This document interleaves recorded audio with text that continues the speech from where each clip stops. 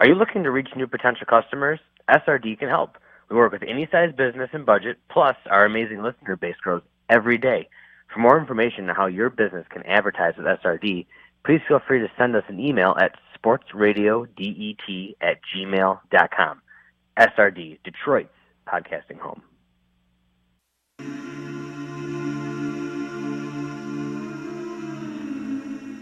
They may not know everything about sports, but the view from their couch is pretty good. So kick back and enjoy a brew, because you know they already are. Here is Eric Dorsch. They're crazy enough to let me be in charge. Russ Ivanek. 8 out of 10 from the judges. 5 out of 10 from the German judge. And Justin Marcus. Our best defense has been long, hard, and yellow all year long. This is Armchair Sports Talk. Zerline will come out for about a 48-yard field goal. I mean, if you pull this off in terms of kick the field goal, then you do recover the onside kick, which seldom happens these days with the new rules. You still are going to be right at maybe, if you're fortunate, 1 second. If you were to get everything to go your way. So here's Zerline, part 1, 48 yards.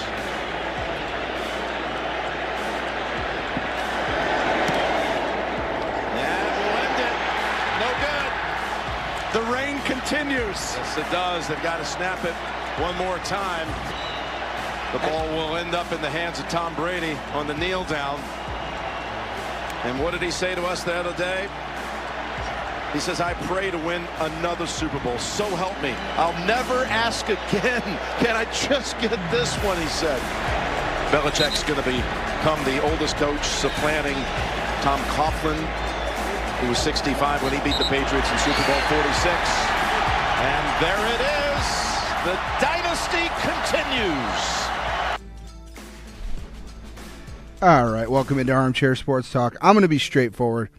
I got that cut for one reason and one reason alone, because Justin hates hearing the Patriots are a dynasty. And I love hearing it. So Patriots win their 6th Super Bowl in the last 18 years. Boston is appearing to be title town right now. They are just winning titles left and right. Bring in Russ Ivanek and Justin Marcus. Guys, this was pretty much a snore fest, wouldn't you say, Russ? I'm sorry, what? I've been zoned out for the last couple of days because that was without a doubt the most boring Super Bowl I've ever watched. It was bad. It was bad.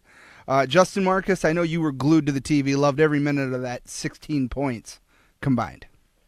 I'm just happy I got this man cold going on right now because I could not hear any of the intro. So just like I was barely watching the game, I watched it. God damn it, Tom Brady.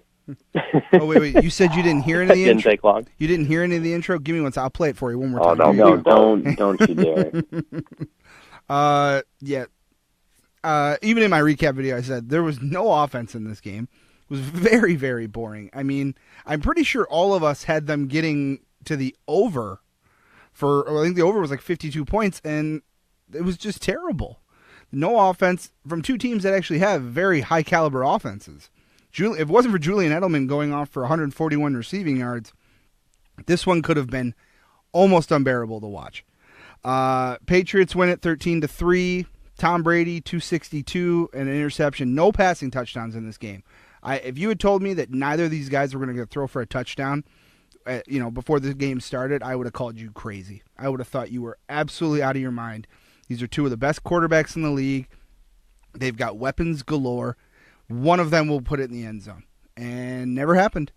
Russ, obviously we've said it's pretty boring, but like I just said, shocked that there were no passing touchdowns. How surprised were you that with high caliber of offenses we had here, neither team could find that end zone through the air? It was staggering. I kept waiting for something to happen. Brandon Cooks had a first down I believe it was early in the fourth quarter. It was only like 15 yards, and it was the longest play the Rams had to that point in the game.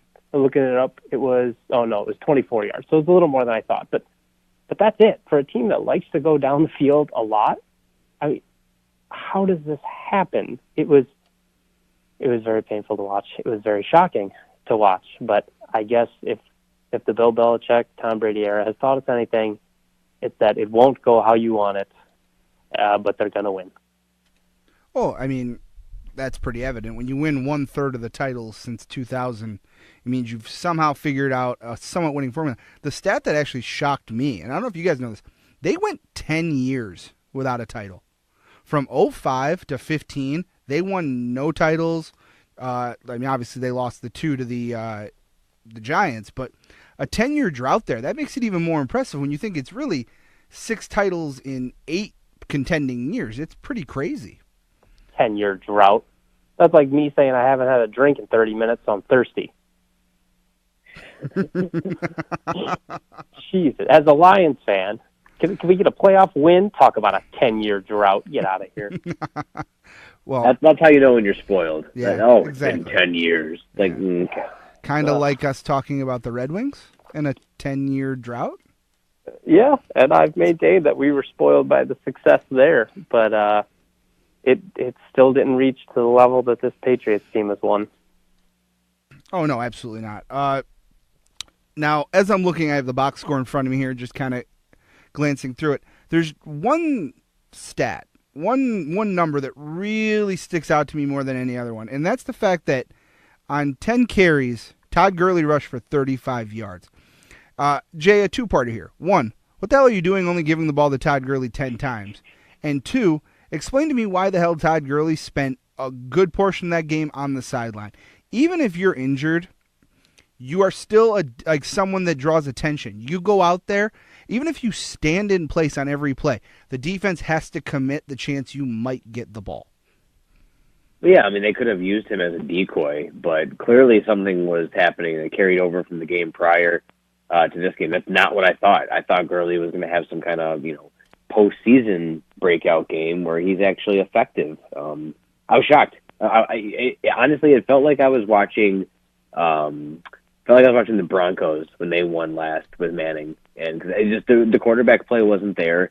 It was weird not seeing Gurley doing anything too effective because those are the big names, and it was just a defensively low-scoring, boring game. And if I had to bet Gurley being effective and actually getting a touchdown and getting mad yards and doing what he's done all year, I would have bet it in a heartbeat. Just because of one game, I wouldn't have steered away from it. But maybe there's something that's not being said, but you need to have a balanced running game. We know that here to be true.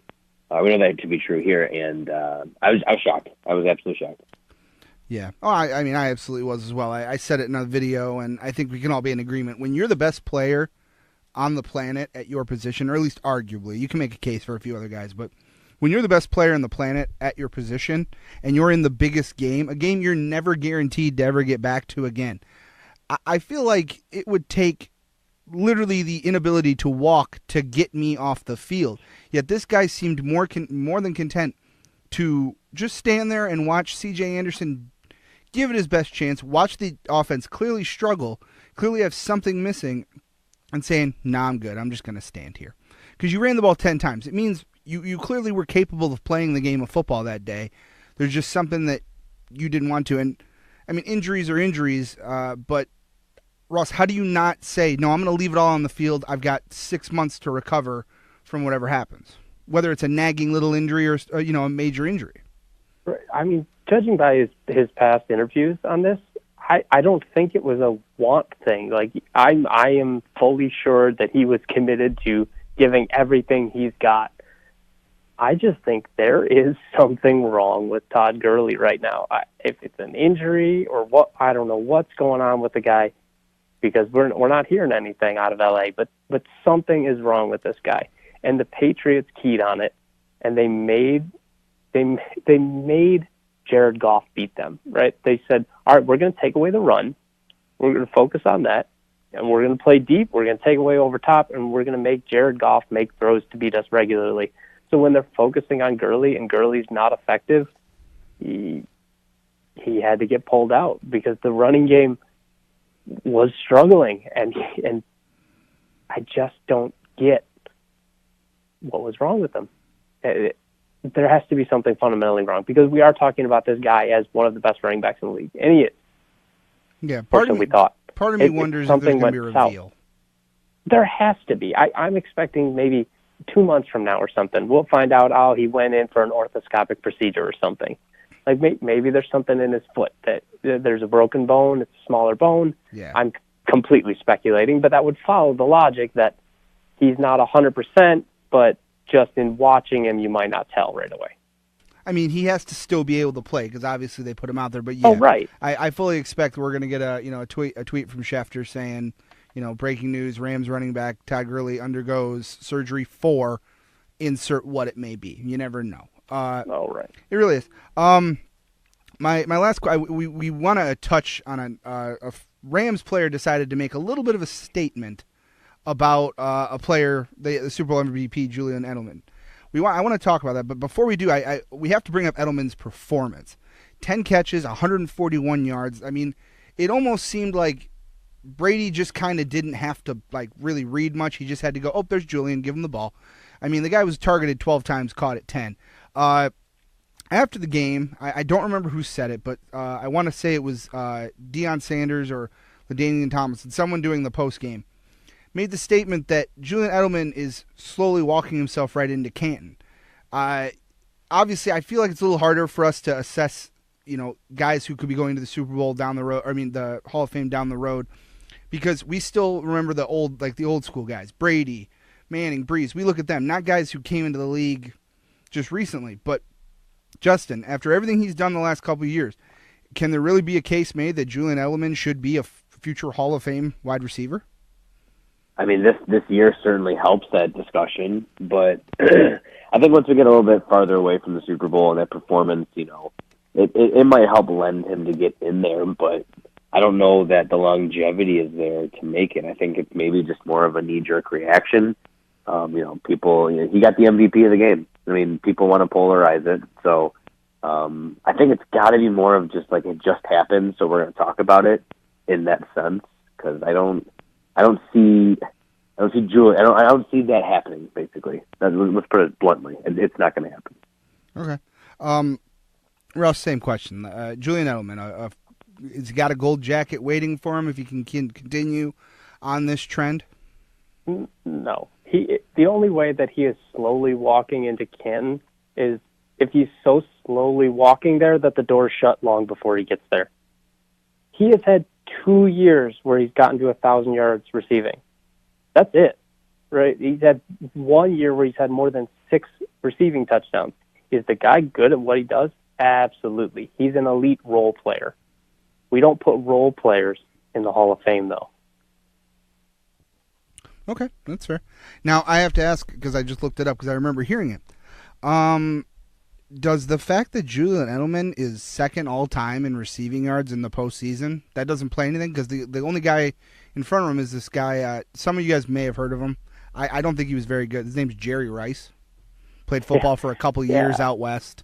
I heard he was okay. Yeah. So the fact that and obviously part of this has to be, Jerry Rice did it for a whole different reason, and there's a reason Jerry Rice is 1,000 yards ahead of everybody else in this record. But part of it has to just be the fact that Edelman's literally been in the playoffs every year he's been in New England. So just by, collecting that much experience, you're going to get the yards. But second all-time in receiving yards in the playoffs, that's a stat that definitely has to help when it comes to making a case for Canton.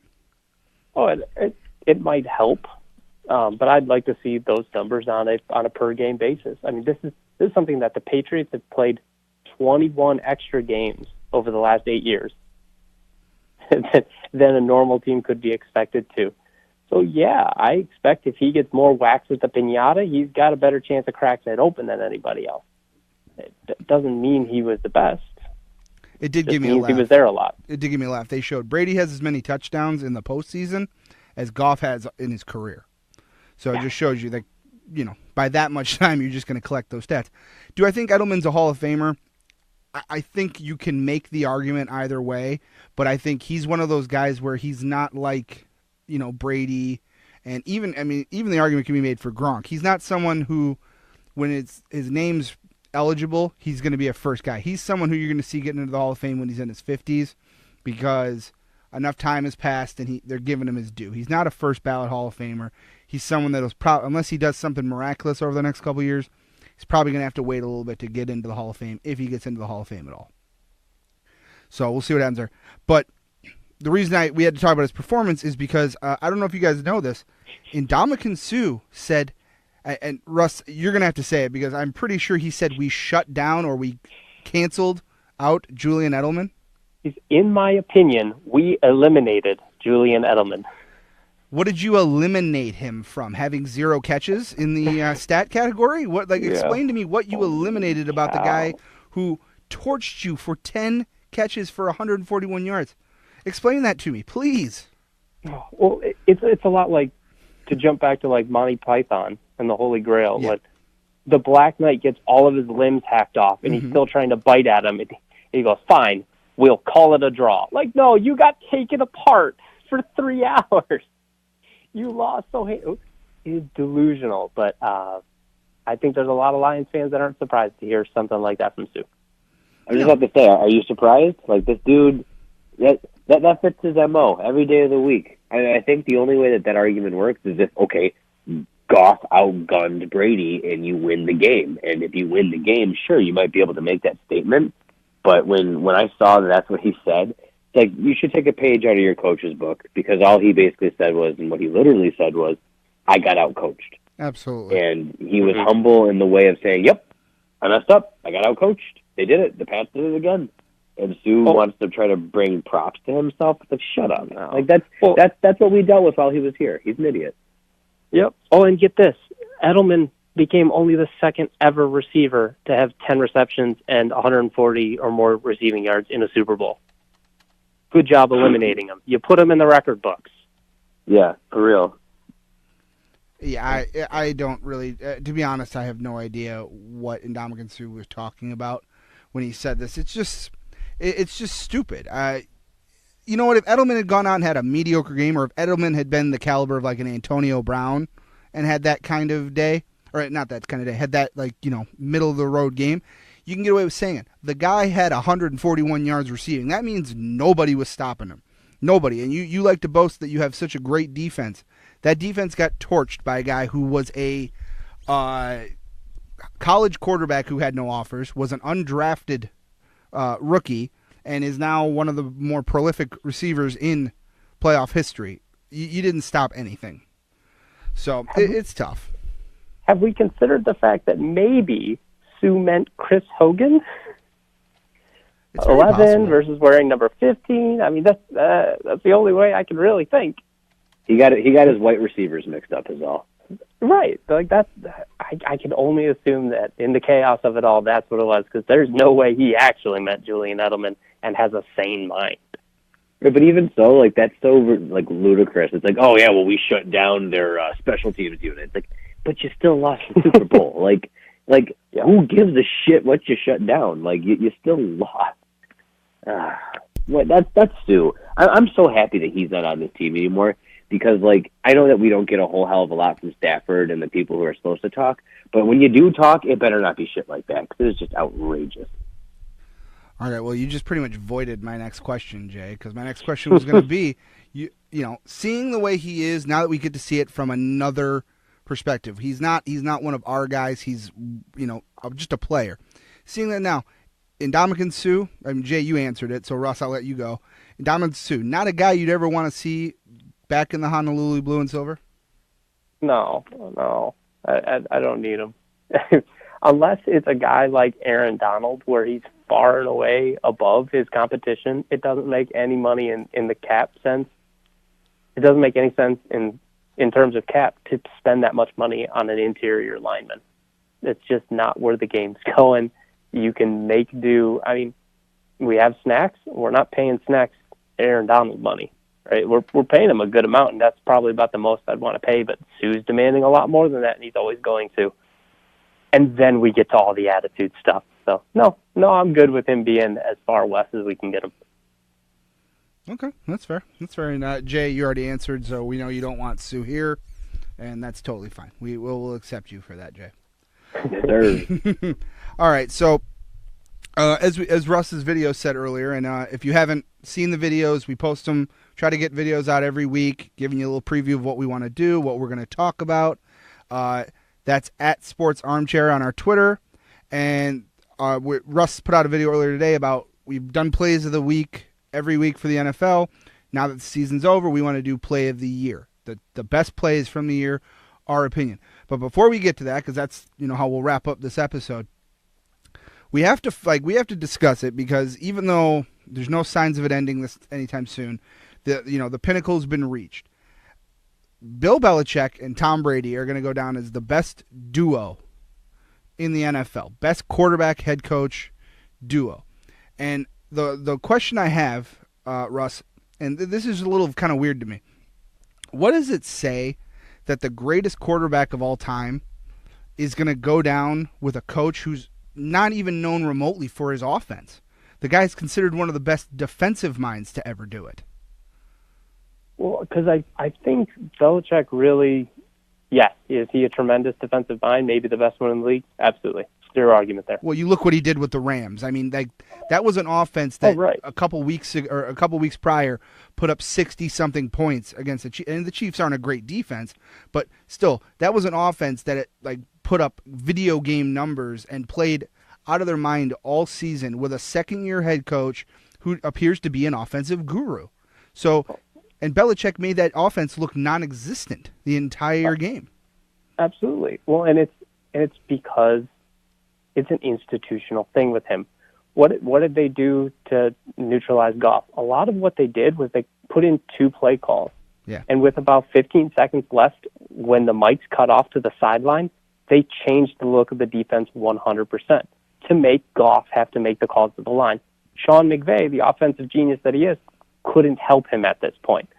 Who does this stuff? Who thinks of this stuff? Well, Bill Belichick does. That's why. Yeah. Because the guy is constantly innovating. So is he an offensive guru in the way that he is a defensive guru?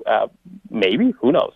Probably not. But he is continuously innovating, and he's created this culture of we don't do what the other people do. We try to figure out the little ways to beat them at it. So they're never chasing anyone, and they're always setting a precedent. And man, does it burn my ass as a Lions fan. But that's how he does it. That's how, even as a defensive specialist, he can change the game on offense as well, because they're going to do new stuff. They're going to find interesting ways, and he's going to bring in people with similar mindsets. So when you're always trying something new, people have to chase you, and that necessarily means they're behind. Yeah, I mean, I agree. I can see that. It's so perplexing, because whenever you mention these top quarterbacks of time, Joe Montana, Bill Walsh built the offense for Montana. It was his offense. You talk about John Elway. Well, he had Shanahan, who was very, very good offensively, and his backup quarterback was their head coach because he was such an offensive guy. He worked with John about it. You look at Brett Favre. Brett Favre had McCarthy. He had Holmgren early on. A lot of these guys, when you talk about how great of a Dungy and Caldwell. Dungy was more of a defensive mind, but Dungy did everything he could to have he really actually handed the offense to Peyton and said, you do what you need to do. And then Caldwell came along and was, kind of helpful there. But when you mention these great quarterbacks, usually there's a head coach that was so offensive-minded that's where the success came from. It's kind of crazy to think you have this quarterback who's going to go down as one of the best, and his head coach really had no influence on the offense other than in team meetings saying, I don't like that play, please don't use it. He was more defensive-minded. He worried about his thing. It's just kind of it's a strange pairing to say this is a team that won 6 Super Bowls, and at no point did they ever have a superstar, defense. They had a piece together, found the right guys that worked kind of defense. So I just think it really says a lot for their legacy that these two are different ends of the spectrum, because Belichick was a defensive coordinator everywhere he went. He was on those Giants teams in the late 80s that won titles. He's just always been that defensive-minded kind of guy, and his biggest legacy is going to be having the best quarterback ever on his team. I just think it's crazy. Justin, we know how much you love talking about Tom Brady, so I'm going to make you do it a little bit more. Okay? Nah. No, it's fine. You've been quiet. You've been quiet for a little bit, so we're going to let you talk about Tom Brady. Hey, you were right, rising your stock in the Patriots right there. I won't stop you from doing that. That's fine. No, everything that you guys are saying is true. I mean, as much as I don't want to talk about it, it's undeniable. What they do is the highest example of a dynasty. And to me, what I rate a team's dynasty is not winning, it's sustaining. And you look like, if you relate it to the NHL, look at the Kings. The Kings made it, and they won 2 cups, and now they're the lowest scoring team in the NHL right now. Like, you can go to the mountaintop, but when Russ is talking about innovating and staying up there, that's how you determine what is a dynasty. And as much as I hate it, like, trust me, I do. Like, it's not a bit. I absolutely hate it. How can you not hate someone who looks like, he's 12 when he's probably 80? Like, all the people that they've lost, all the pieces that have come and gone. I'm pretty sure their first overall draft pick in this year is hurt. He's been hurt all year. They're still winning. It doesn't matter. They have half of a robot in Gronk. They've found ways, like Russ pointed out, to be innovative and stay on top of the mountaintop. And when you can do that, that's the highest form of a dynasty. You get people like LeBron and all the antics he's pulling this week, and that's what shadows over a dynasty tag. So I literally can't deny it. As much as I've tried to find something like last week talking about Deflategate and Spygate and all that, that stuff happened, but I mean, as long as we've been sports fans and watching our TVs, you can't deny what they're doing, and I won't. So I will step aside and gladly give, glory to the Belichick and Brady era, because it is very much deserved. I'm so happy for you, Jay. You've God, that hurt. Accepted, Fuck. yeah. That hurt so and you're sick to boot, so that's really just adding insult to injury. But now that Jay's gone on his monologue, I'll actually ask my question that was not going to have him have to talk about Brady at all that much. Sorry. No, you're fine. You're justifiable. My question, though, is, because it's a weird connection to make, but it's still a tiny connection. Our current head coach, Matt Patricia, a defensive-minded kind of guy, was a defensive coordinator for the Patriots. That's his thing, his defense. He's got this guy who, for all intents and purposes, should be a franchise quarterback, but has never really shown the ability to be that. We're getting a new offensive coordinator. We're getting all this. But if you're Patricia, and this is for you, Jay, do you maybe have to kind of take a look and go, I'm a defensive-minded guy. That's what Bill is. Bill is very hands-off when it comes to Tom. Maybe I should be the same way and just say, you know what, Matt? You do you. Here's the offense. Let's see what you can do with it. Because no one's ever given Stafford that ability. Stafford's always been under a regimented offense where he has to, the play comes in, he's got to check with me kind of offense. For those of you who don't know, when they all stand up at the same time and look at the sideline, that's a check with me. They're seeing if they have to change the play or not. So if you're Patricia, do you kind of go, I know this side of the game. Let's let the guys who actually have some knowledge of that side of the game do what they need to do, especially Stafford, to make him successful? I fully believe in delegating work, even in your own workplace, or we're lucky enough to watch sports and how it's mirrored as careers as well. But you have to delegate, and the whole narrative of this is how Bill did it, this is how the Pats are doing it. I don't know if that plays anywhere else, because I think they have some crazy system that's how it works there. But for Patricia in particular, I hope he's delegating. I hope that if he wants to focus on defense, good. I told you in that draft, I expected him to fix the defense on his own with his own specialties and his experience. So if he needs to delegate and he needs to focus on that, maybe that is an adjustment that can become a reality. Does it work like it does for the Pats? Who knows? But all I know is I remember when I was watching the game, I saw a tweet that the defense compared to when Patricia was running it versus the defense that just ran it this past weekend, Patricia allowed more points when he was on the defensive side of the ball for the Pats, and this year he's not there, and they allow a fewer amount of points scored. So I think it is very much a trial year for Patricia, and if they didn't delegate last year, they sure as hell better do it this year. Yeah, that's fair. It's one of those situations where we have to try to find a winning combination somewhere, and there's definitely worse things you can do than try to model your program after, the New England Patriots. Even if it's just a copycat of it, there's got to be some form of success rubbing off somewhere with that. So, all right, so this is it. We're going to say bye to the NFL. We're done with the NFL for a little while. So before we do, we've got to do our plays of the year. These are what we consider of everything that happened over this NFL season. These are the best plays of the year. I will go first. Mine was pretty simple. When I was going to find these, this is weird. I'm a quarterback. You would think it would have been a throw or a real cool offensive play in that way. The first two plays I grabbed when I was thinking of my plays were runs. They were both running plays because, to me, there was nothing better. I'm not going to play it. I have it up here, but the one I would like to put out for honorable mention, and see if you guys are with me on this, honorable mention, Nick Chubb's 92-yard touchdown run for the Cleveland Browns. Longest in Cleveland history. Fair for honorable mention?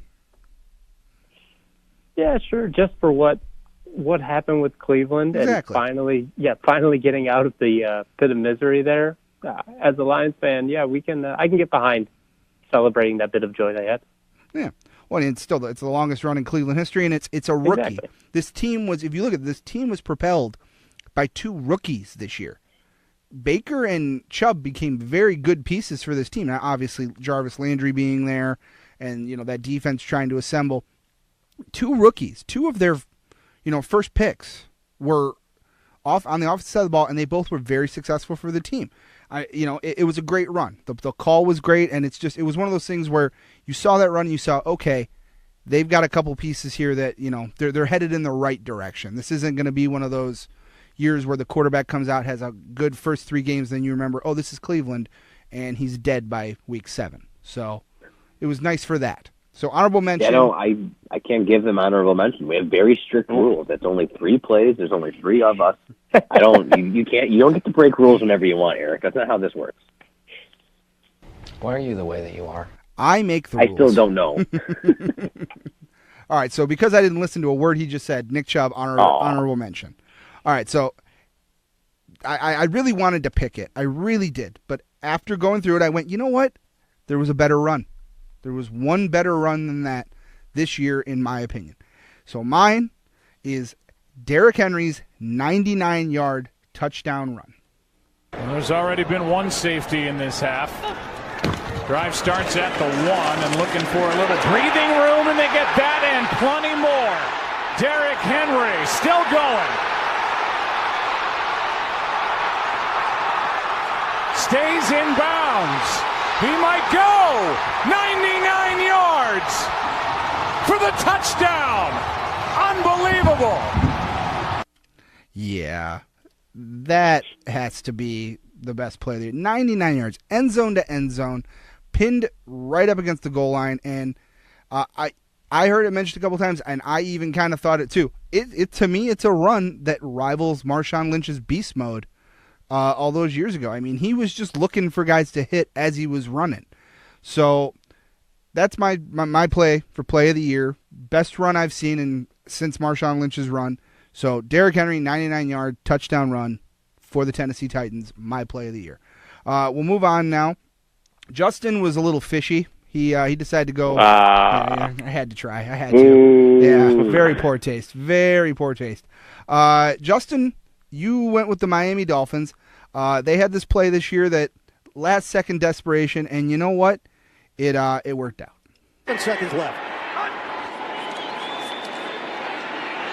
Tannehill will throw it, and this will end it after the shovel, or will it?